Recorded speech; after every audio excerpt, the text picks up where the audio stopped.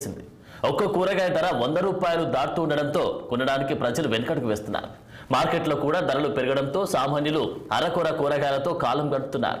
ప్రస్తుతం ఆంధ్రప్రదేశ్లోని కూరగాయల ధరలపై మరింత సమాచారం మా ప్రతినిధి పవన్ అందిస్తారు.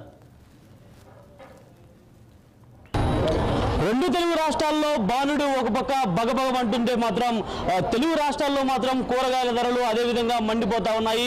ప్రస్తుతం ఏ కూరగాయల ధరలు చూసినా కూడా ఆకాశాలు అంటినటువంటి పరిస్థితులు మాత్రం ఆంధ్రప్రదేశ్లో కనిపిస్తూ ఉన్నాయి.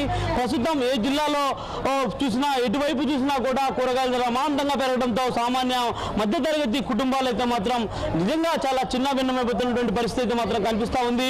కూర వండుకొని తిందామంటే ఆకాశాన్ని అంటడంతో కూడా వారు వండుకోలేని పరిస్థితుల్లో పచ్చళ్ళలో వేసుకొని తింటున్నటువంటి పరిస్థితులు కూడా కనిపిస్తా ఉన్నాయి. ప్రస్తుతం మనం గుంటూరులో ఉన్నటువంటి చుట్టుగుంటలో ఉన్నటువంటి మార్కెట్లో ఉన్నాం. మార్కెట్లో ధరలు చూస్తే మాత్రం నిజంగా చాలా పెద్ద మొత్తంలో కూడా కనిపిస్తూ ఉన్నాయి. టమాటా దాదాపుగా 40 నుంచి 50 రూపాయలు కూడా అమ్ముతా ఉన్నటువంటి పరిస్థితి కనిపిస్తూ ఉంది.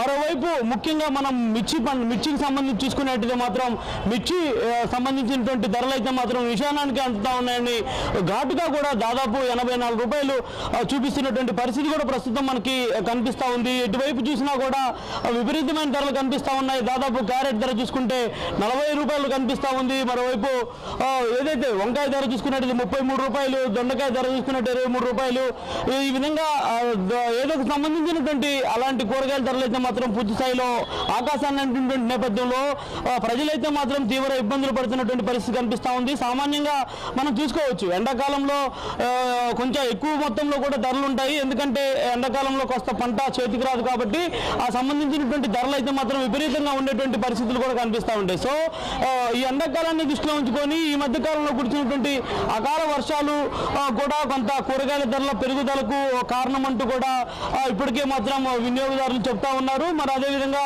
కొంతమంది రిటైల్ సంబంధించినటువంటి వ్యాపారులు కూడా అదే మాట చెప్తున్నటువంటి పరిస్థితి దాదాపుగా చూసుకోవచ్చు.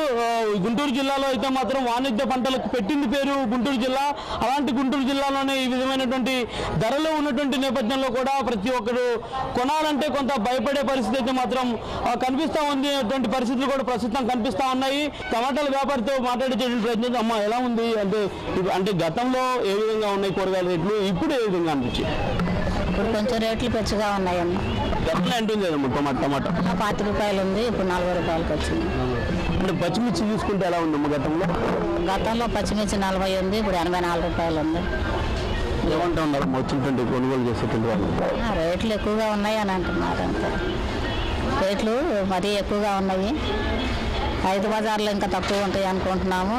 దాంతోపాటు ఇది కూడా కలిసి వచ్చింది. ఎండాకాలం అనుకోవచ్చా లేదంటే అకాల వర్షాలకు పెరిగి అనుకోవచ్చు? అకాల వర్షాలు ఉంది, ఎండాకాలం ఉంది. ఎండాకాలంలో ఎటు అన్ సీజనే కదా, దానివల్ల రేట్లు ఎటు పెరుగుతూనే ఉంటాయి. అదేవిధంగా పెరిగింది అనుకో.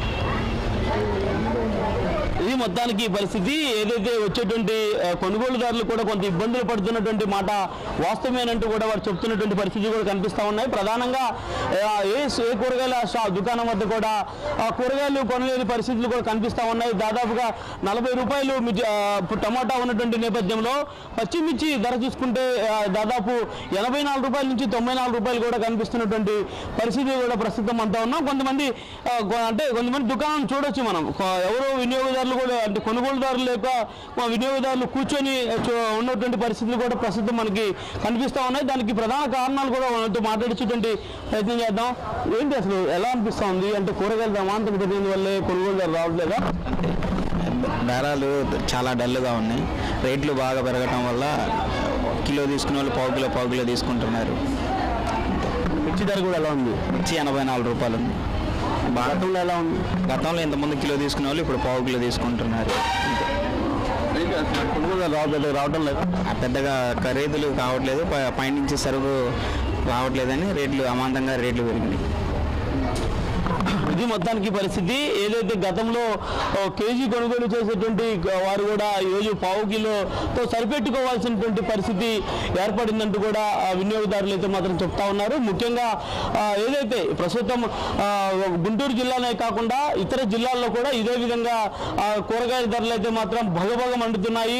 ఏమైనప్పటికీ కూడా ప్రభుత్వం కూరగాయల ధరల విషయంలో జోక్యం చేసుకోకపోతే తమ కుటుంబాలు గడవడం కష్టమంటూ కూడా ఇప్పటికే పేద మధ్యతరగతి కుటుంబాలు వర్గాలు సంబంధించినటువంటి ప్రజలైతే మాత్రం వాపోతూ ఉన్నారు. ఏది ఏమైనా ఒక పక్క ఎండాకాలం బాణుడు బగబగమంటుంటే మరో పక్క కూరగాయల ధరలు ఆకాశాన్ని కూడా సామాన్యుడు సైతం కూడా అల్లాడిపోతున్నటువంటి పరిస్థితి అయితే మాత్రం కనిపిస్తూ ఉంది. దీనిపై ప్రభుత్వం అయితే మాత్రం ప్రత్యేక దృష్టి సారించి ప్రజలకు నాణ్యమైనటువంటి అందుబాటులోకి ధరలు తీసుకొచ్చే విధంగా చర్యలు తీసుకోవాలని చెప్పి కూడా 6 టీవీ మనసారా కోరుకుంటా ఉంది. కెమెరా పర్సన్ పవన్తో పవన్ నాయుడు, 6 టీవీ, గుంటూరు జిల్లా.